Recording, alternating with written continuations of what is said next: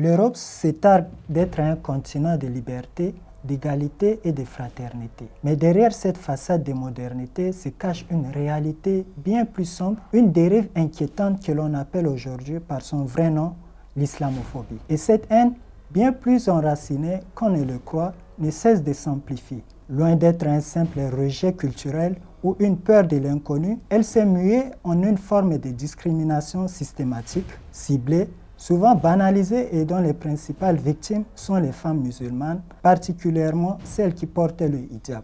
En menant cette enquête, je suis tombé sur plusieurs rapports récents. Les chiffres froids et implacables parlent d'eux-mêmes. Il ne s'agit plus de simples cas isolés. C'est une tendance, une normalisation de la haine sous couvert de laïcité ou de sécurité. Prenons par exemple le rapport publié récemment par le CCIE, une organisation européenne de lutte contre l'islamophobie. Selon ce rapport basé sur les données de l'année 2024, pas moins de 1037 actes islamophobes ont été recensés à travers l'Europe. Un chiffre en forte hausse par rapport à 2023 où l'on en comptait seulement 828.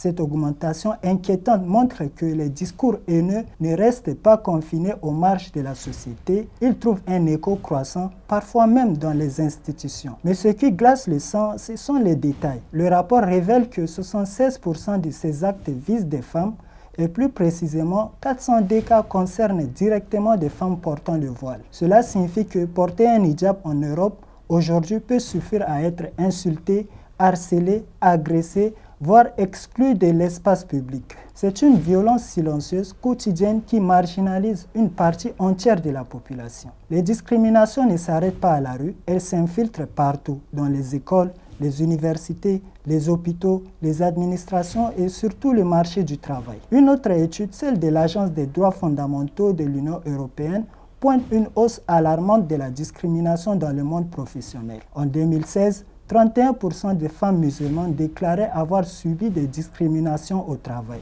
En 2024, elles sont 45%.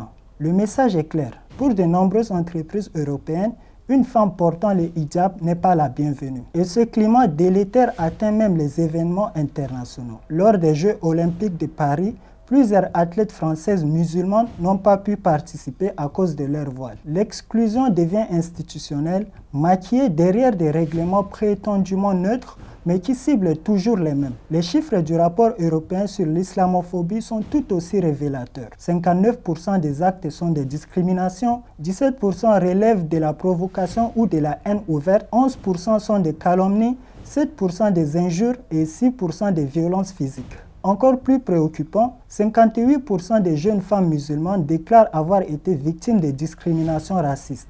Une statistique qui en dit long sur l'avenir que nous sommes en train de construire ou plutôt de détruire pour ces générations. Au final, tous ces rapports convergent vers une même conclusion. Les musulmans et surtout les femmes musulmanes ne sont toujours pas considérés comme des citoyens à part entière en Europe. Le principe d'égalité semble leur être refusé, souvent sous couvert d'une laïcité dévoyée de son sens originel.